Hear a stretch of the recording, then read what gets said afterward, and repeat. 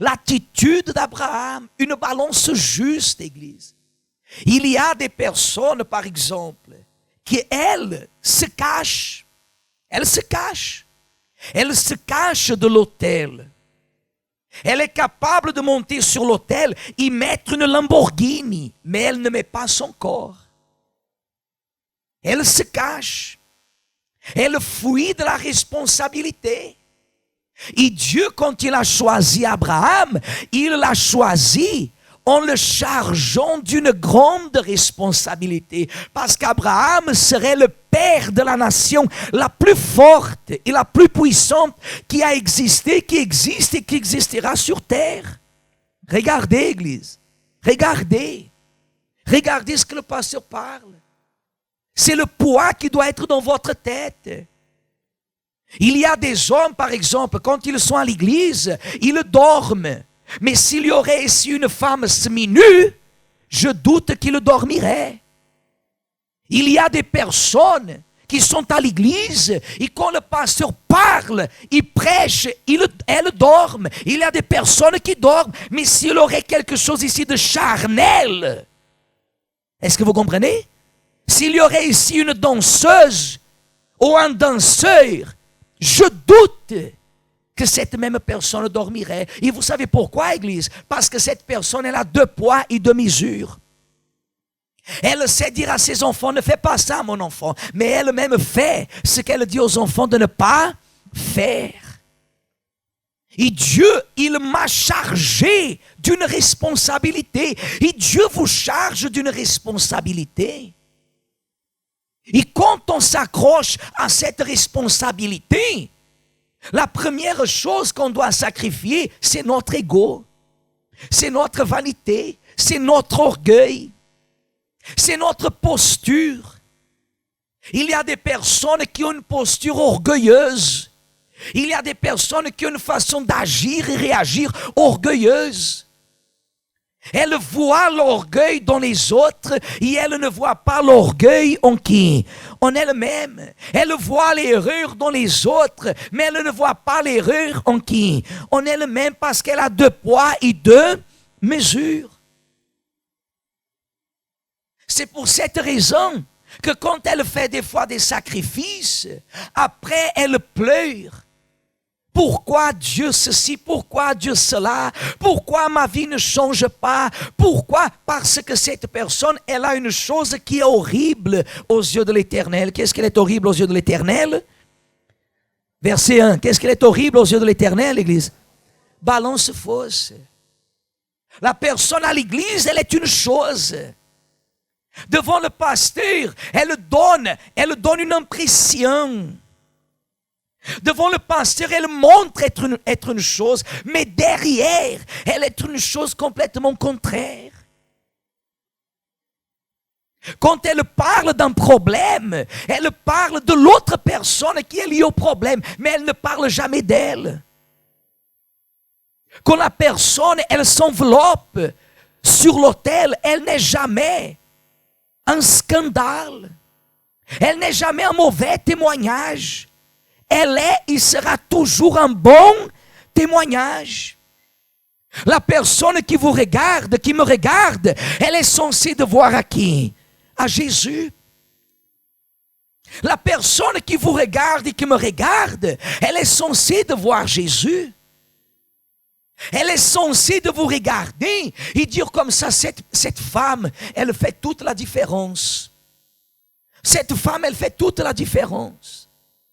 On a déjà eu des exemples, des fois des personnes qui se promènent dans nos églises. Elle reste à Paris pendant quelque temps. Après, elle va à Saint-Denis pendant quelque temps. Après, elle va à Ivry-sur-Seine pendant quelque temps. Et où la personne, elle va, elle donne un mauvais témoignage.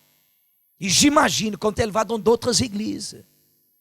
Quand elle va dans d'autres églises, parce que ce genre de personne est attiré par ces choses-là.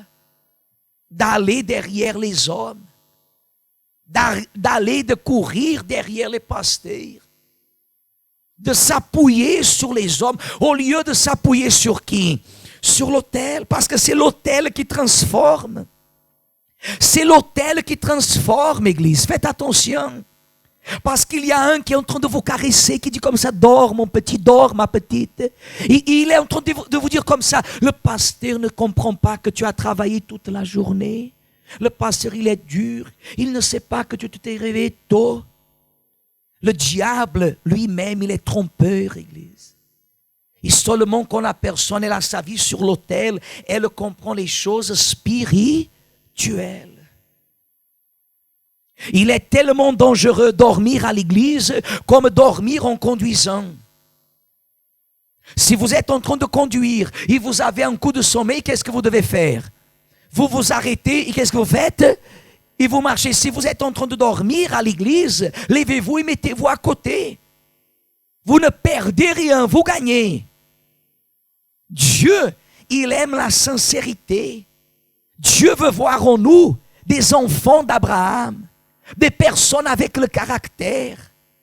Des personnes que quand elles reçoivent la parole, elles ne se questionnent pas. Par exemple, il y aura des personnes qui vont sortir d'ici ce soir et qui vont dire l'une à l'autre, « Ah, tu as vu le pasteur aujourd'hui, il était un peu chaud, hein? Ah, tu as vu aujourd'hui, le pasteur était un peu fâché. » Il y a des personnes qui vont dire, « Ah, aujourd'hui, le pasteur, il aurait pu parler un peu plus doux parce qu'il y a des fois des personnes nouvelles à l'église. » Ça, c'est une balance fausse. Surtout dans une réunion qui est intitulée « Réunion des enfants de Dieu ». Mauvais témoignage, mauvais exemple. Il suffit déjà à ceux qui sont là dehors. Nous sommes appelés pour être la descendance de qui? D'Abraham. Devenir une source de quoi? De bénédiction. Demandez-moi qu'est-ce que j'étais en train de faire avant le culte. J'étais en train de bavarder avec les personnes. « Ah, ça va, tu as vu ceci, tu as vu cela. » Et crier, parler. Oh non, j'étais en esprit de prière. J'étais en esprit de prière. Si je descends, quand je descends, je parle avec le pasteur. Je trouve un pasteur, je parle. Tout est préparé, tout est comme ça, tout est... Amen. Pourquoi? Parce que je veux que Dieu parle. Dieu parle. On ne peut pas faire de l'église un endroit de spectacle. L'autel n'est pas la scène. Si nous voulons que Dieu s'accomplisse, que Dieu se manifeste dans notre vie, avant d'arriver à l'église, nous devons déjà être en esprit de quoi? De prière. Abraham, il a dû marcher 3 jours, main dans la main avec Isaac.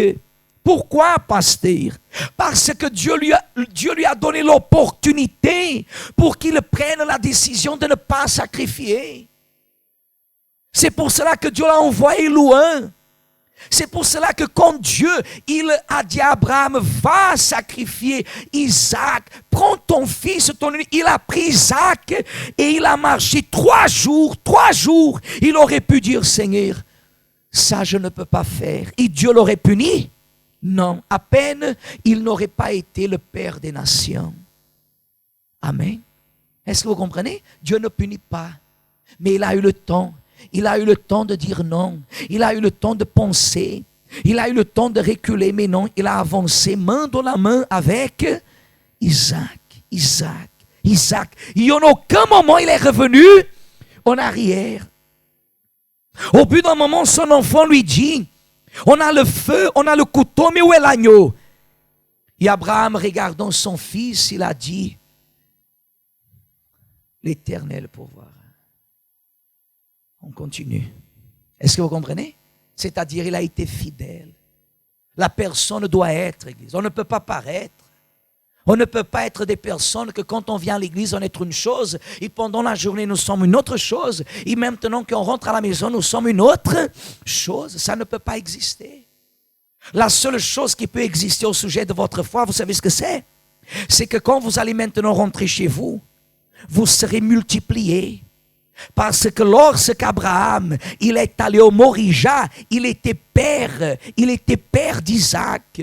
Mais quand il est descendu du Morija, il n'était plus père d'Isaac, il était père des nations. Qu'est-ce que ça veut dire? Parce que ça veut dire que toutefois que vous venez chercher la présence de Dieu, il y a toujours quelque chose qui augmente en vous. Il y a toujours quelque chose qui développe, qui avance. Et ça, pourquoi? Regardez ce que Dieu a dit au Morija, à Abraham, dans le livre de Genèse, chapitre 22, s'il vous plaît. Genèse 22. Genèse 22.